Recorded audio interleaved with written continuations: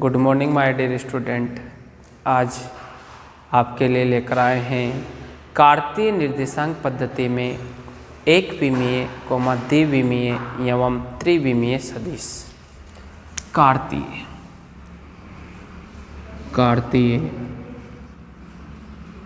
निर्देशांक पद्धति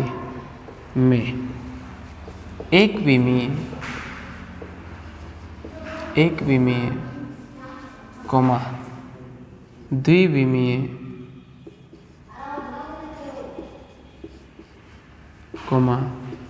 त्रिविमीय कार्तीय निर्देशांक पद्धति में एक विमीय द्विविमीय एवं त्रिविमीय सदिश। ठीक, कार्तीय निर्देशांक पद्धति में एक विमीय द्विविमीय त्रिविमीय सदिश। तो देखिए आप सबसे पहले है यानी कि निकाय में किसी बिंदु की स्थिति को व्यक्त करने के लिए मूल बिंदु एवं तीन परस्पर लंबवत अक्षों से निर्मित तंत्र कार्तीय निर्देशांक पद्धति कहलाती है। तो देखिए, निकाय में किसी बिंदु की स्थिति को व्यक्त करने के लिए निकाय में किसी बिंदु की स्थिति को व्यक्त करने के लिए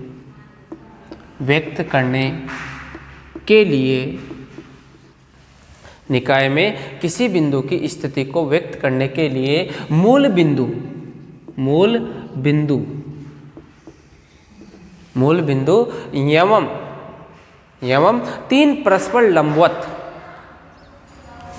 मूल बिंदु एवं तीन परस्पर लंबवत तीन परस्पर लंबवत अक्षों से निर्मित तंत्र कार्तीय निर्देशांक पद्धति कहलाती है।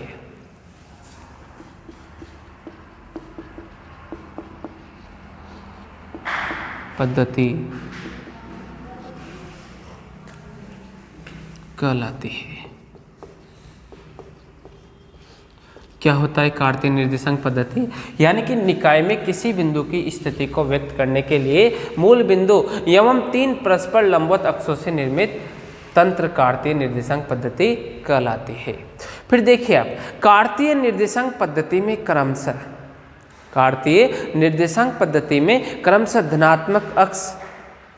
धनात्मक x अक्ष, y अक्ष तथा z अक्ष के अनुदिश एकांक सदिश। तो देखिए आप, कार्तीय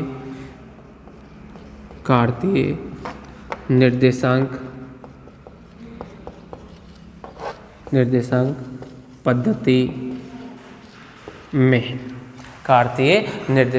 पद्धति में क्रमशः आप देखिए यहाँ पर, यानी कि क्रमशः धनात्मक x अक्ष, y अक्ष,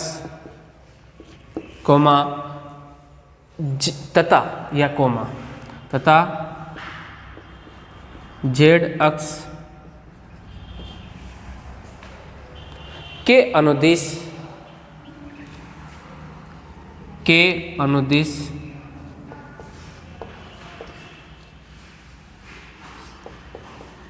एकांक सदिश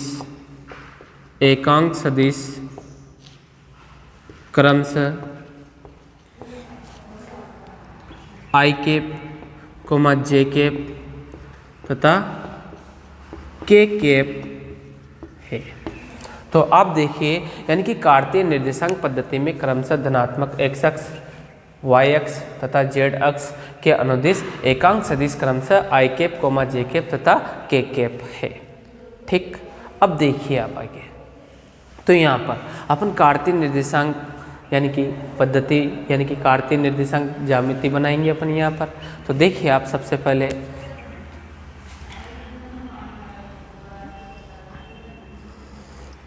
ये एक्स अक्ष, ये वाई अक्ष और ये जेड अक्ष, ये मूल बिंदु। ठीक, अब देखिए आप यहाँ पर इसमें P बिंदु लेते हैं, निकाय में कोई बिंदु P लेते हैं। इस बिंदु P के कोऑर्डिनेट x, y, z। इस बिंदु P के निर्देशांक क्या है? x, y, z।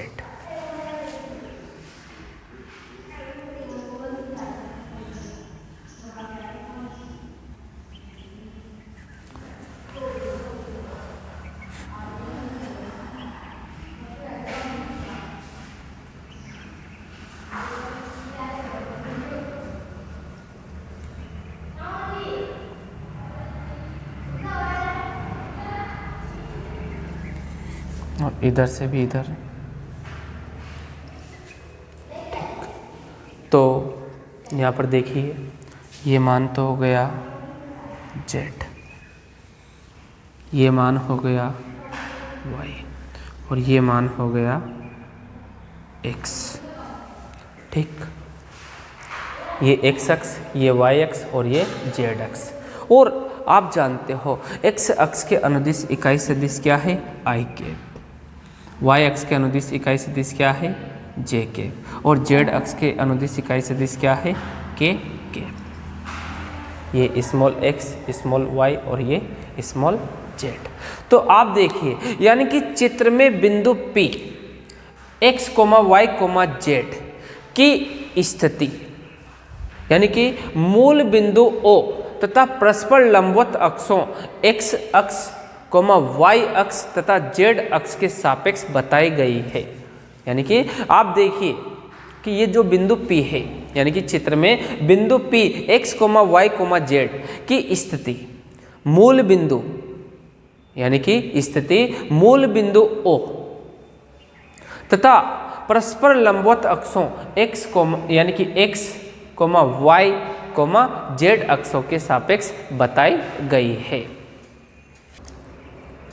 अब देखिए आप आगे नंबर एक बात करते हैं, एक विमीय सदिश। एक विमीय सदिश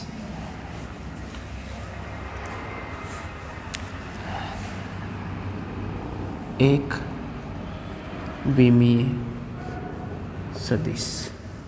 तो एक विमीय सदिश क्या होता है? एक विमीय सदिश, तो देखिए आप, एक विमीय सदिश यानी कि वह सदिश जिसकी दिशा किसी एक अक्ष यानी कि वह सदिश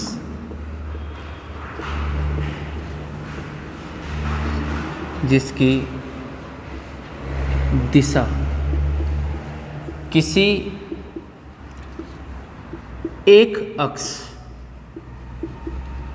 कोष्ठक में x अक्ष अथवा y अक्ष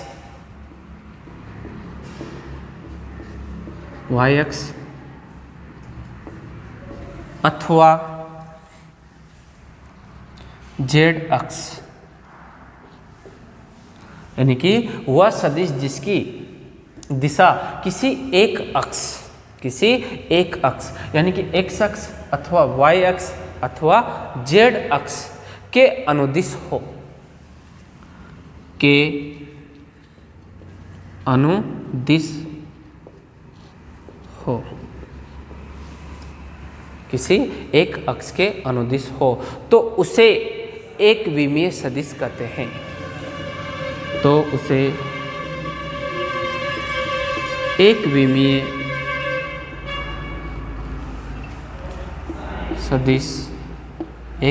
सदिश कहते हैं। तो उसे एक विमीय सदिश कहते हैं। यदि सदिश आर वेक्टर की दिशा, यदि सदिश आर वेक्टर की दिशा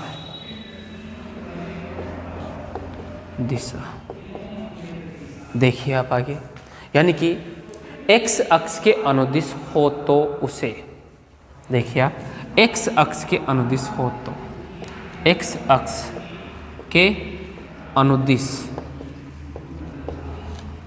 हो तो, x अक्ष के अनुदिश हो तो उसे,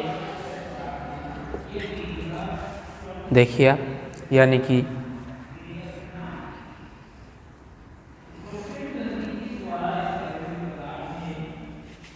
ये x, y और ये z और ये मूल बिंदु। ठीक, अब यहाँ पर देखिए आप, ये x अक्ष के, यानी कि x अक्ष के अनुदिश है, तो बिंदु P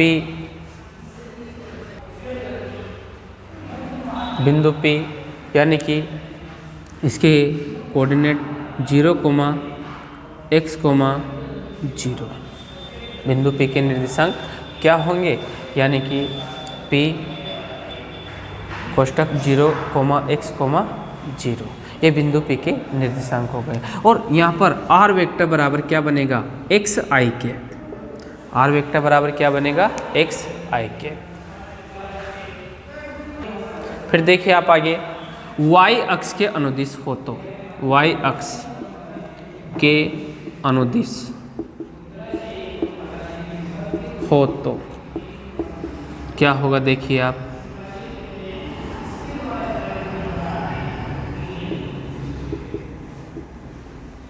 ये मूल बिंदु, तो y अक्ष के अनुदिश बिंदु P इधर है, बिंदु P ये 0, देखिए यहाँ पर ये अपन ने थोड़ा सा मिस्टेक कर दिया, यानी कि x,0 क्या होगा यहाँ पर, x,0, और इधर क्या होगा 0,y,0। ठीक, तो r वेक्टर बराबर कितना मिलेगा अपने को, r वेक्टर बराबर yj के। ठीक, r वेक्टर बराबर क्या मिलेगा अपने को, yj के। फिर देखिए आप, z अक्ष के अनुदिश, z अक्ष के अनुदिश हो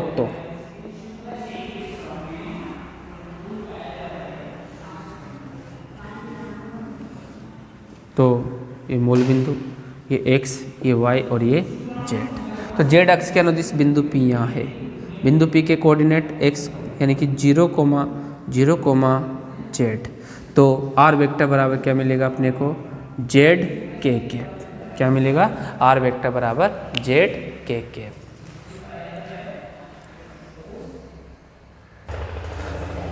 देखिए आप यहाँ पर, यानी कि एक विमीय सदिश को एक दिशीय सदिश भी कहते हैं, यानी कि जो अपन एक विमीय जो सदिश देख रहे हैं उसे एक दिशीय सदिश भी कहते हैं। अब बात करते हैं द्विविमीय सदिश, द्विविमीय सदिश। द्विविमीय सदिश, द्विविमीय सदिश। तो द्विविमीय सदिश क्या होता है, देखिए,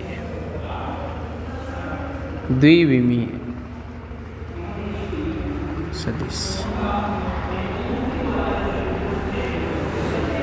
तो देखिए आप, द्विविमीय सदिश यानी कि वह सदिश जो एक तल में स्थित हो, यानी कि वह सदिश जो एक तल में स्थित हो, यानी कि वह सदिश जो एक तल में स्थित हो, द्विविमीय सदिश कहलाता है। द्विविमीय सदिश कहलाता है। द्विविमीय सदिश कहलाता है। ठीक, फिर देखिए आप, द्विविमीय सदिश का प्रभाव किन्हीं दो दिशाओं अथवा दो अक्षों के अनुदिश होता है। यानी कि द्विविमीय सदिश का प्रभाव, द्विविमीय सदिश का प्रभाव, द्विविमीय सदिश का प्रभाव किन्हीं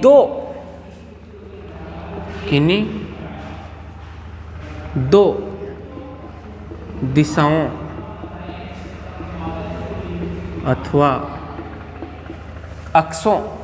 अथवा अक्षों के अनुदिश होता है, अथवा अक्षों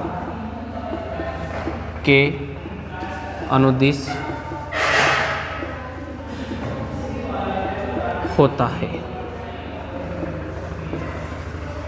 ठीक, अब देखिए आप, यदि सदिश आर वेक्टर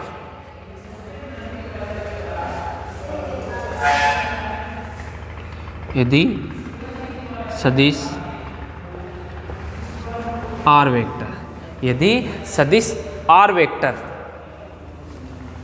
एक्स वाई तल में स्थित हो तो, एक्स वाई तल में स्थित हो तो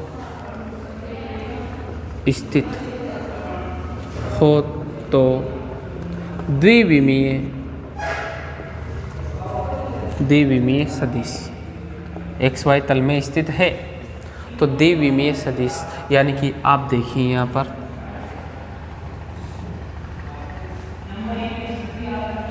ये x, ये y और ये z। अब ये बिंदु P, आप देखिए यहाँ पर जो बिंदु P है, ये x, y, 0, तो ये r वेक्टर है, ये मूल बिंदु। ठीक, तो ये यहाँ पर द्विविमीय सदिश दिया हुआ है, ये एक तल में स्थित है, तो r वेक्टर बराबर कितना मिला अपने को, यानी कि x i cap plus y j cap, r vector बराबर x i cap plus y j cap. यदि वाई जेड तल में स्थित हो तो द्विविमीय सदिश, यदि वाई जेड तल में स्थित हो तो द्विविमीय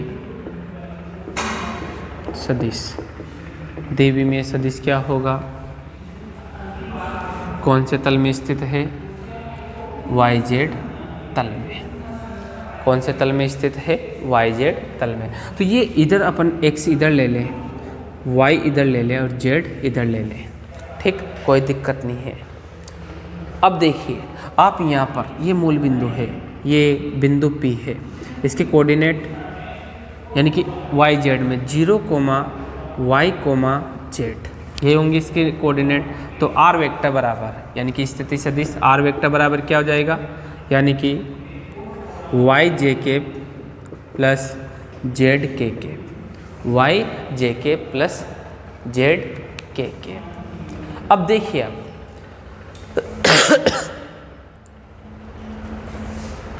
अब बात करते हैं, यदि x जेड तल में स्थित हो, एक्स जेड तल में स्थित हो तो द्विविमीय सदिश, तो जेड को इधर ले लेते हैं अपन, जेड और ये वाई, तो द्विविमीय सदिश क्या होगा, यानी कि x, 0, z। तो r वेक्टर बराबर एक्स आई के प्लस जेड के कैप, एक्स आई के प्लस जेड के कैप। ठीक, तो देखिए आप यहाँ पर, यानी कि द्विविमीय सदिश को समतलीय सदिश भी कहते हैं। द्विविमीय सदिश को किस नाम से जाना जाता है, समतलीय सदिश भी कहते हैं। अब बात करते हैं त्रिविमीय सदिश, त्रिविमीय सदिश, त्रिविमीय सदिश, त्रिविमीय सदिश, त्रिविमीय सदिश, यानी कि वह सदिश जो आकाश में स्थित हो, यानी कि निकाय में स्थित हो।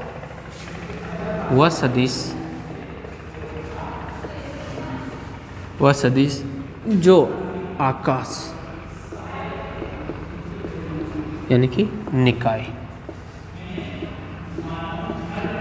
में स्थित हो, यानी कि वह सदिश जो आकाश में स्थित हो त्रिविमीय सदिश कहलाता है। त्रिविमीय सदिश कहलाता है। त्रिविमीय सदिश कहलाता है। ठीक, त्रिविमीय सदिश का प्रभाव तीनों अक्षों के अनुदिश होता है। त्रिविमीय सदिश का प्रभाव, त्रिविमीय सदिश का प्रभाव तीनों अक्षों के अनुदिश होता है। त्रिविमीय सदिश का प्रभाव तीनों अक्षों के अनुदिश होता है। फिर देखिए, यदि बिंदु P x, y, z यानी कि x, y, z की स्थिति को सदिश r वेक्टर द्वारा व्यक्त करें। यदि बिंदु P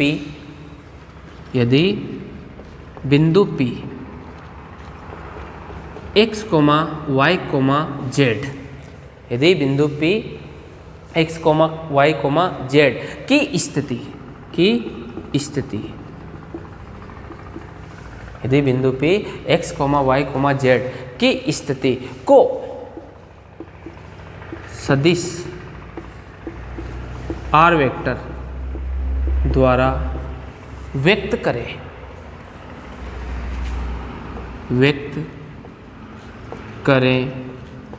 तो r वेक्टर द्वारा व्यक्त करें तो आप देखिए, यानी कि ये त्रिविमीय सदिश की बात कर रहे हैं अपन। x, y, z ये बिंदु P के कोऑर्डिनेट है, x, y, z। तो बिंदु P की स्थिति को r वेक्टर द्वारा व्यक्त करें तो r वेक्टर बराबर क्या मिलेगा अपने को, x i cap plus y j cap plus z k cap. ठीक, ये मूल बिंदु। तो यहाँ पर ये कौन सा सदिश हो गया, त्रिविमीय सदिश। तो यहाँ पर r वेक्टर बराबर x i cap plus y j cap plus z k cap त्रिविमीय सदिश कहलाता है।